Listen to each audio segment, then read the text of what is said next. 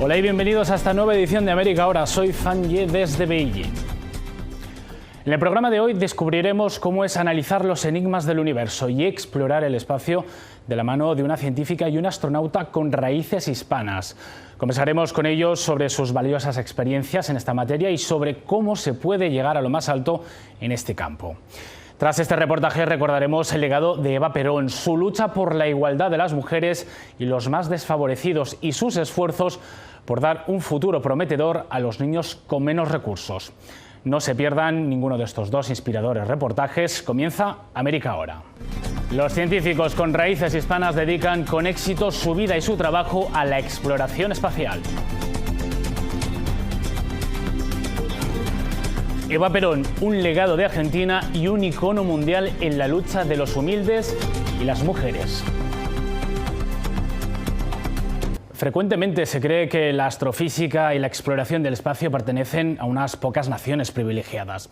Sin embargo, la curiosidad por conocer las profundidades que se atisban al mirar hacia arriba, hacia el cielo, es común a toda la humanidad.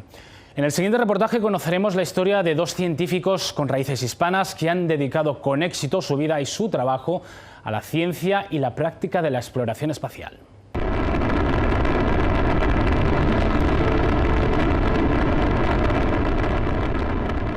Durante 30 años, la NASA promovió las operaciones con transbordadores espaciales. Eran aeronaves extraordinarias. De su hangar de carga despegaban satélites y sondas planetarias. Go for Hubble release. También el telescopio Hubble.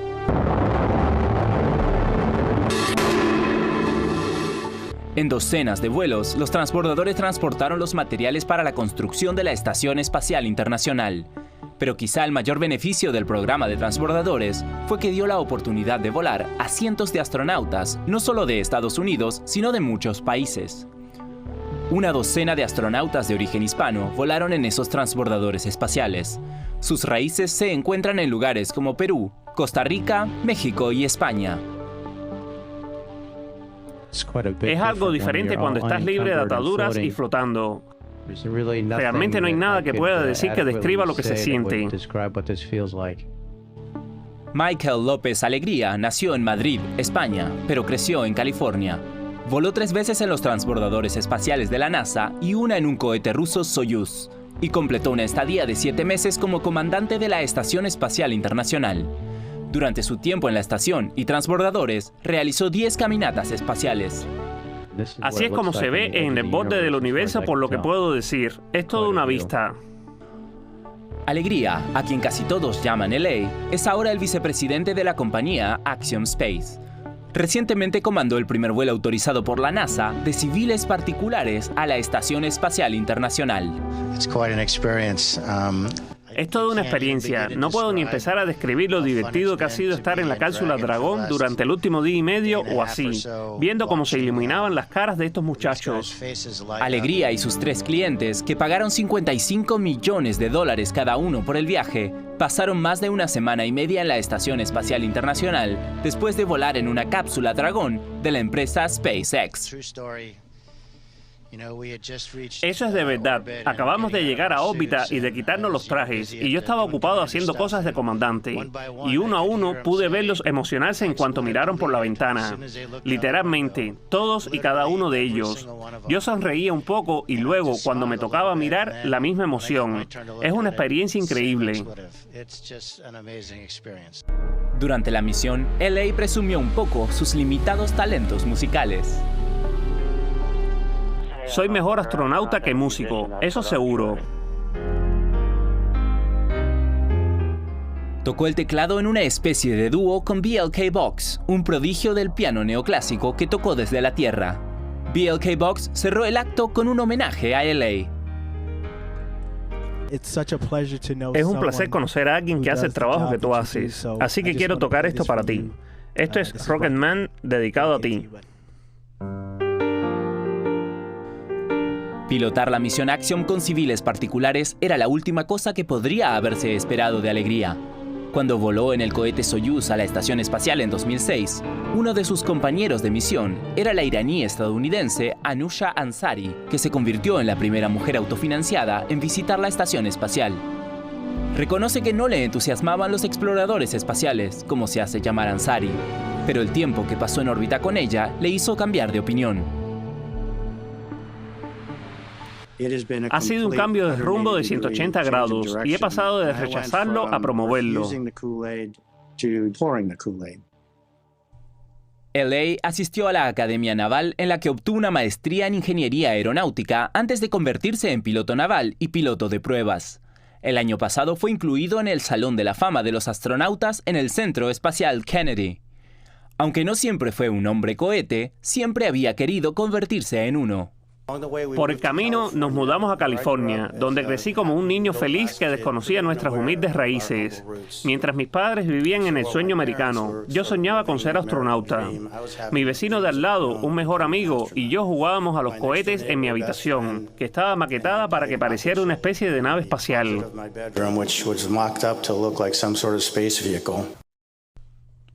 No todos pueden cumplir sus sueños de la infancia, pero LA lo consiguió. El español de humildes orígenes ya cuenta con una carrera de 40 años entre la aviación y el espacio, y ya ha pasado más de 270 días en órbita. Quién sabe, quizás su carrera aún no haya terminado. Do you remember how do they detect the O2?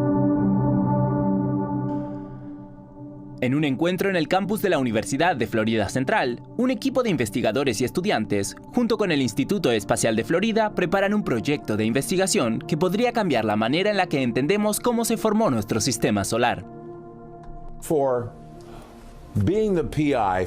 Al ser la investigadora principal del proyecto Webb, ¿has tenido un momento de, como decimos, pellízcame? Sí, me estoy pellizcando a mí misma. Noemí Pinilla Alonso y su equipo recibieron 100 horas de tiempo, lo que se considera muchísimo para utilizar el James Webb, que es el telescopio espacial más grande y sofisticado que se haya construido. Es realmente competitivo conseguir tiempo. Tienes que presentar una propuesta muy convincente que diga específicamente dos cosas: que la ciencia que puedes hacer es asombrosa y que solo puedes hacerlo con el telescopio espacial James Webb, porque ese es el gran beneficio de este momento en el que tenemos un nuevo juguete en el espacio con el que jugar.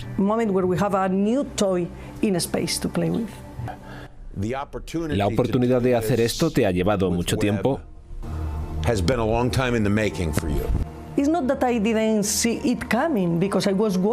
No es que no lo viera venir porque llevaba años trabajando para ello, pero cuando recibes ese correo electrónico que te dice, nos alegra comunicarle que su programa ha sido premiado, es como si, nada, es muy muy bueno.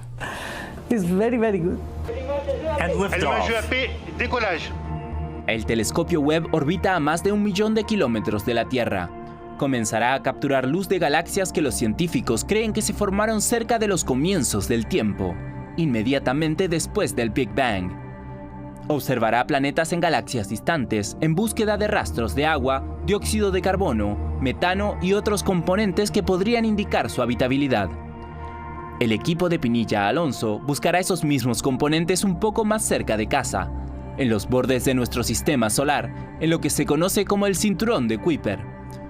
Su equipo se centra en analizar lo que se conoce como objetos transneptunianos u OTNs. ¿Qué son? Son rocas heladas. Me gusta llamarlas rocas heladas, ya sabes. ¿Rocas heladas? Rocas heladas, sí, bolas de nieve, pequeños cuerpos en nuestro sistema solar que están básicamente compuestos por hielo, o eso es lo que creemos, porque en realidad no lo sabemos con certeza. Eso es lo que voy a hacer con el James Webb. ¿Por qué deberían importarnos?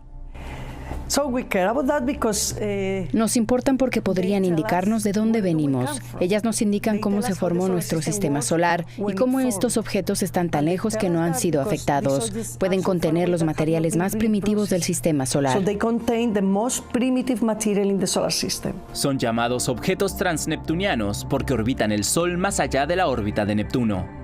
Puede resultar sorprendente, pero Plutón, que ahora se caracteriza como un planeta enano, es considerado un OTN. Se han descubierto miles de ellos, y Pinilla Alonso cree que podría haber miles de millones de esas rocas heladas que son demasiado pequeñas para avistarse desde los telescopios ubicados en la Tierra. El telescopio Webb es la única manera. Entonces, ¿es adecuado decir que estos objetos son material sobrante de la formación del sistema solar? Tú lo has dicho, ya sabes más que yo. Como Michael López Alegría, la carrera de Pinilla Alonso ha escalado en las últimas décadas. Sin embargo, observar las maravillas del universo es algo que le apasiona desde pequeña.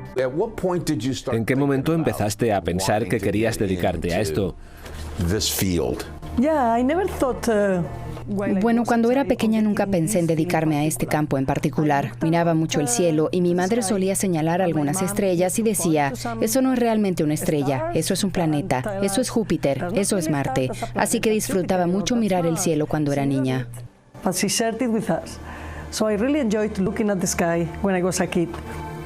Con el tiempo, la observación de las estrellas la llevó a estudiar astrofísica. No le faltó el apoyo de sus padres cuando la niña de la pequeña ciudad de Oviedo, en el norte de España, decidió que quería ser científica. Mi padre era más cariñoso. Me decía, te quiero igual. Y mi madre decía, vale, quieres hacer esto, así que sabes que tienes que estudiar. Después de completar la universidad, trabajó como estudiante graduada en el Observatorio de las Islas Canarias. 3 noches me dedicaba a cubrir y apoyar los trabajos de otros y los 8 días siguientes trabajaba en mi doctorado. Fue entonces cuando empecé a centrarme en la ciencia planetaria. Noemí llegó al Instituto Espacial de la Universidad de Florida Central en 2015, primero como profesora invitada. Antes había trabajado en el Centro de Investigación Ames de la NASA en California. Ella también es la subdirectora científica del Observatorio de Arecibo en Puerto Rico, donde vivió casi un año. El colapso parcial de los telescopios principales fue para ella un duro golpe. El Observatorio de Arecibo apoya a la comunidad que hacía astrofísica en varias áreas, desde agujeros negros, pulsares, ondas gravitacionales. Todo eso se podía hacer desde Arecibo de alguna manera. El telescopio también era fundamental en la detección y rastreo de los asteroides cercanos a la Tierra y un recurso para la defensa planetaria. Eso se perdió, está perdido. Esas capacidades están totalmente perdidas. Ahora toda su atención se centra en las rocas heladas, particularmente en las 59 que han seleccionado para estudiar con ayuda del telescopio Webb. El trabajo es demandante, el tiempo limitado y valioso, pero incluso durante sus descansos, cuando Noemí tiene tiempo para sí misma, mira hacia arriba. Por ejemplo, decidió viajar a Idaho en 2017 para presenciar el eclipse solar. Estoy disfrutando mucho, me encanta hacer lo que hago. Me cuesta mucho, requiere mucho tiempo, requiere mucho esfuerzo, te quita parte de tu vida personal. Así que si no lo disfrutas, nunca podrías tener éxito en esto. A todas luces, tanto Pinilla Alonso como López Alegría son determinados, lo que ha sido fundamental para su éxito. Ambos han logrado cumplir sus sueños de la infancia en una escala fuera de este mundo. Eva Perón es el emblema popular más importante de Argentina y un ícono mundial en la lucha de los humildes y las mujeres. Evita entrar en contacto con el pueblo, con los más humildes, y a través de la Fundación Eva Perón le dio un destino digno a los niños más pobres del país. Además, su rol fue fundamental en la lucha por los derechos de las mujeres, que tuvo como hito fundamental la ley que establecía la igualdad de los derechos políticos entre hombres y mujeres. Eva Perón nació en Los Toldos, un pequeño pueblo de la provincia de Buenos Aires, en 1919, en el seno de una familia pobre e ilegítima. Su padre, Juan Duarte, estaba casado con otra mujer que no era su madre y también tenía hijos con ella. Fue así que Juana Ibarguren, la madre de Eva, se hizo cargo de la familia. Tuvo que salir a trabajar para ganarse el pan. Ese modelo de mujer protagonista y luchadora fue la primera influencia que tuvo Eva, que luego de conocer a Juan Domingo Perón en 1944, se convirtió en el corazón del pueblo argentino. Evita le dio a los y las más humildes no solo la posibilidad de tener nuevos destinos, sino también la dignidad de no agachar la cabeza ante los opresores. Mi nombre es Julia Rosenberg, soy historiadora y en el año 2019 escribí un libro llamado Eva y las mujeres, historia de una irreverencia, porque se cumplían 100 años del nacimiento de Eva y de alguna manera creímos que era una buena excusa la efeméride para volver a pensar un ícono, un personaje histórico de los más importantes de nuestra historia. Hay una escena bien interesante que narra la biógrafa de Eva Perón, Marisa Navarro, que cuenta que cuando muere Juan Duarte, el padre de Eva Perón era muy pequeña, quisieron ir al velorio con su madre y sus hermanos a despedirlo y la familia legítima les impidió acceder. Sin embargo, Juana se impuso y logró que por un ratito ella y sus hijos pudieran despedirse de su padre. Marisa Navarro destaca esta escena porque de alguna manera dice que es la primera escena en la cual Eva Perón sintió las injusticias, sintió ser parte de un margen, sintió ser excluida y que también sintió por primera vez la actitud que había que tener ante las injusticias. Es decir, la actitud que tuvo la madre, la de rebelarse ante esas injusticias. Eva conoce a Perón a comienzos de 1944 debido al terremoto que hay en la provincia de San Juan que deja miles de heridos. Perón en ese entonces estaba a cargo de la Secretaría de Trabajo y Previsión y Eva era una destacada actriz. Perón lanza desde la Secretaría una campaña para recaudar fondos para las víctimas de ese terremoto y Eva participó en tanto actriz de la recaudación de fondos para esas víctimas. Ahí se conocen en el Estadio Luna Park, se dice que fue la primera conversación larga que tuvieron y de ahí se fueron juntos. Y a las pocas semanas ya estaban conviviendo. A partir de ahí se formó una pareja que continuó hasta la muerte de Eva. Desde la Secretaría de Trabajo y Previsión, Perón había generado sobre todo un vínculo muy directo con el pueblo, con los sindicatos, con los trabajadores, intentando que se cumplieran los derechos laborales que hasta ese entonces eran casi nulos. Cuando Perón asume la presidencia, teniendo que encargarse de tantas otras tareas ejecutivas, quien toma su rol con el vínculo con los sindicatos, con los trabajadores, con los humildes, va a ser Eva Perón. Primero desde un lugar más inorgánico, haciendo tareas a su propia voluntad, y luego va a ser lo que 2 años después se va a consolidar con la creación de la Fundación Eva Perón a mediados de 1948. Ahí Eva va a tener un lugar muy destacado en lo que después se va a convertir en nuestro país en el Ministerio de Desarrollo Social. Es decir, se va a ocupar de aquellos sectores que no tenían ningún tipo de cobertura por parte ni del Estado ni de los sindicatos. Ahí va a tener sobre todo acciones respecto de entrega de medicamentos, respecto de creación de colonias de vacaciones, hogares para mujeres que habían quedado desempleadas y no tenían cómo mantener a sus hijos. Es decir, de la Fundación Eva Perón, Eva va a desarrollar toda una política para el pueblo de manera directa, algo que fue propio del primer peronismo. O sea, el ícono de Perón fue opacado por el ícono preponderante de Eva Perón. Hay motivos para que eso fuera así.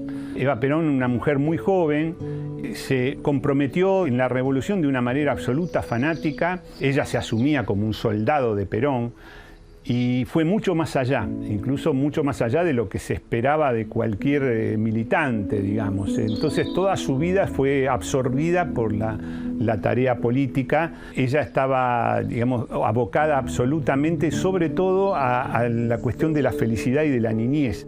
En nuestro país, la primera dama tradicionalmente hasta ese entonces se dedicaba fundamentalmente a lo que se da en llamar beneficencia, es decir, darle caridad, darle las obras a aquellos sectores que menos tenían, a los sectores humildes, desde una institución llamada en ese entonces Sociedad de Beneficencia. Eva Perón va a marcar un quiebre en este sentido con el rol tradicional de la primera dama, porque lo que va a proponer Eva Perón desde la Fundación Eva Perón no es un trato de caridad y de beneficencia para con los pobres, para con los humildes, sino por el contrario que primero va a establecer un vínculo directo con ellos, se los va a atender de manera directa, en su propia oficina los va a atender Eva, y además en los hogares que tenía instalados y en las instituciones que va a tener instalada desde la Fundación Eva Perón, ella va a tener una política en la cual va a decir que le va a dar el lujo que nunca tuvieron a los pobres. Ella va a decir: los pobres no merecen las obras de los que más tienen, sino por el contrario, a los pobres hay que darles lo mejor que tiene la sociedad argentina. Hay que nivelar para arriba, de alguna manera, ¿no? Ella puso el acento en algunas de las construcciones más increíbles desde el punto de vista de la política internacional, incluso como por ejemplo la construcción de ciudades para chicos, la ciudad infantil. Fue su gran emblema, en la cual ella pensaba que los chicos más desventajados, los chicos más pobres, los descartados de la sociedad, ella los rescató, de hecho es lo que hizo, los rescató en esta ciudad en donde les daba todo, absolutamente todo lo que le habían faltado en su vida. O sea, las cosas que tenían los niños más ricos la tenían los niños más pobres en la ciudad infantil. Era una especie de emparejador, ¿no? Como de decir, bueno, a este chico que le faltó todo, el Estado se va a encargar de darle un nuevo destino. Sería algo que es absolutamente revolucionario y único en el mundo, creo, que es la redistribución de destinos. O sea, el chico destinado a ser pobre, a ser descartado, humillado por la sociedad, de pronto la fundación le daba un nuevo destino, le otorgaba un destino de niño rico. El peronismo sobre lo que rechaza es la falta de reparto de la riqueza, es decir, la acumulación perversa del capital. Entonces hay una forma capitalista que asume también el peronismo. También por eso es polémico en ese sentido. Digamos, los socialismos tradicionales rechazarían esta idea. Sin embargo, el peronismo se apropia también de las formas del capitalismo y del goce que implica el capitalismo. Eso sería una de las claves. O sea, no rechaza, por ejemplo, la riqueza. Lo que hace Eva Perón es decir, bueno, participemos todo de este goce de la riqueza del capitalismo. Y esa es la ciudad infantil como pedagogía. Esa sería, digamos, la marca política que deja Eva Perón. Así es como deberían todos tener las mismas oportunidades. Las mejores escuelas, las mejores comidas, los mejores vestidos. Hasta 1947 en la Argentina las mujeres no formaban parte de la vida política. Habían estado excluidas hasta ese entonces. En 1947 se sanciona la Ley de los Derechos Políticos de las Mujeres, una ley que les permite y las habilita no solamente a votar, sino además a ser representantes políticas. El 9 de septiembre de 1947, el Congreso Nacional aprueba el proyecto de ley otorgando los derechos cívicos a la mujer. Perón apoya una inquietud mía que confieso que como mujer la llevaba muy profundamente en mi corazón y se cristaliza el voto a la mujer. Gracias a esa ley, por primera vez van a pasar a ser diputadas y senadoras mujeres. Para esto, en 1949, Eva crea el Partido Peronista Femenino. Un caso único en el mundo para ese entonces. Lo que se solía hacer era, aquellos que querían integrar a las mujeres de alguna manera, era crear una rama femenina. En el peronismo y con Eva Perón la decisión fue bien distinta, crear un partido en igualdad de condiciones entre los hombres y de las mujeres. El Partido Peronista Femenino buscó un despliegue territorial por todas las provincias argentinas, buscando incorporar a las mujeres a la política, empadronándolas y entregándoles la libreta cívica para que pudiesen votar.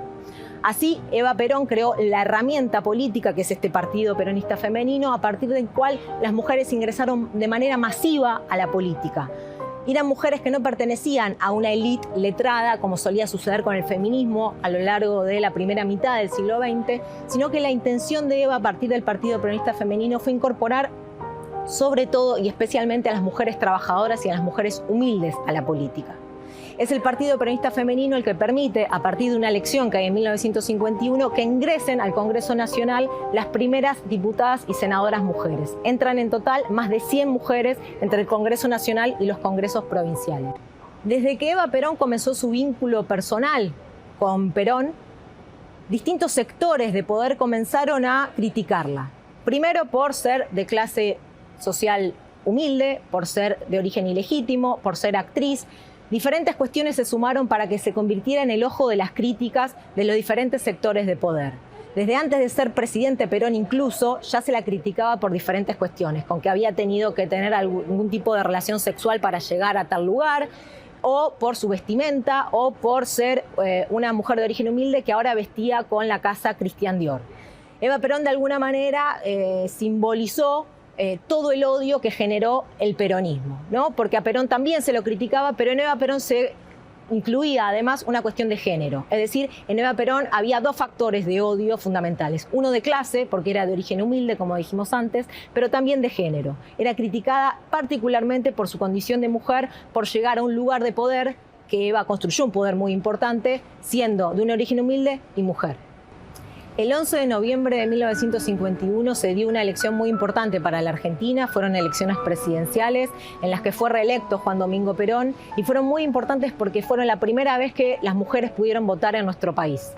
Además, fue una elección importante y muy simbólica porque está esa famosa fotografía en donde Eva votó en el policlínico donde estaba internada, donde tenía su enfermedad ya muy avanzada, y es la enfermedad que pocos meses después le va a dar su muerte en julio del 52.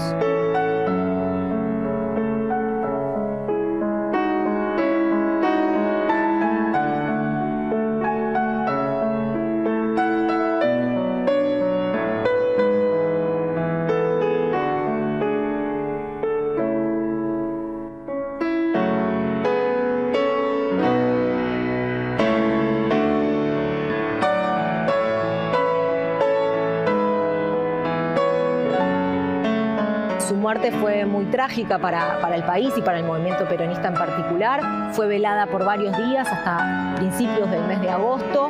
En su velorio hubo colas interminables de personas llorándola, queriendo verla por última vez. Y a partir de ese entonces el gobierno peronista se vio golpeado en su gestión, en su ritmo, porque Eva Perón evidentemente tenía a su cargo una tarea enorme y muy fervorosa, que Perón intentó suplir, pero a cargo de la presidencia no pudo hacerlo, con lo cual de alguna manera el gobierno peronista sintió el golpe de la muerte de Eva Perón en un desacelere en su gestión, obviamente también por una crisis económica externa, pero fundamentalmente por el golpe que generó la muerte de una de las principales líderes políticas en ese momento. Con la presencia del peronismo siempre está la promesa de felicidad, y la que encarna esa idea de felicidad siempre es Eva Perón.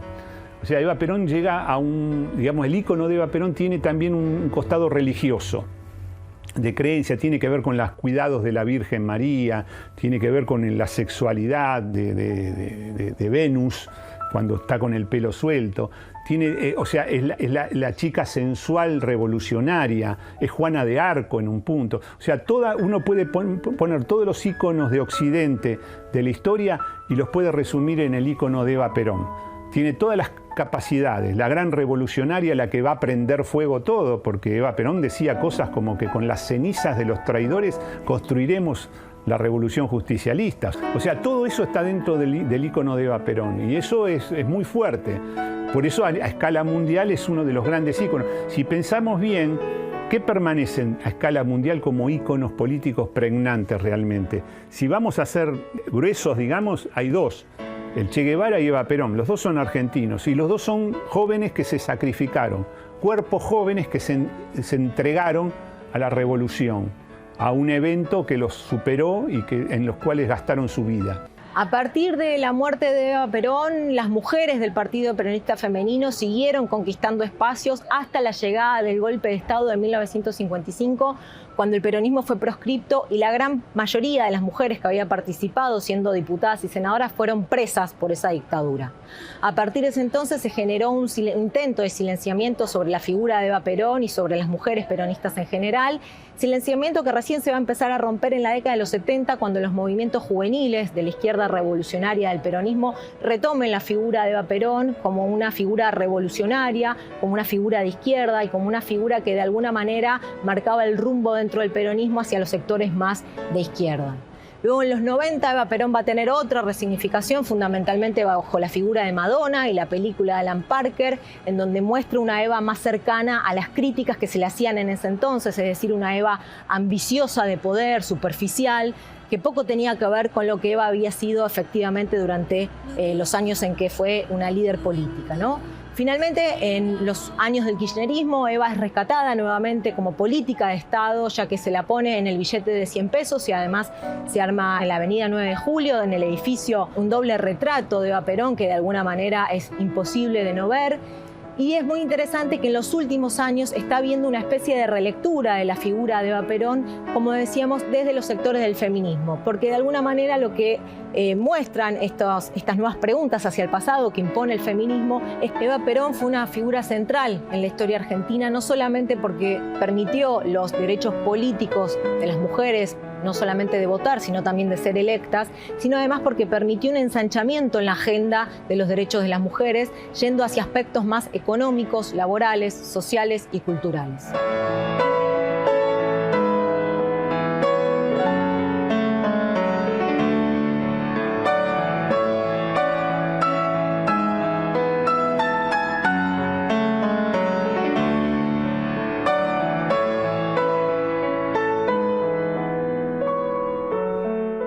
Así concluimos esta edición de América Ahora. Gracias por sintonizarnos durante esta media hora.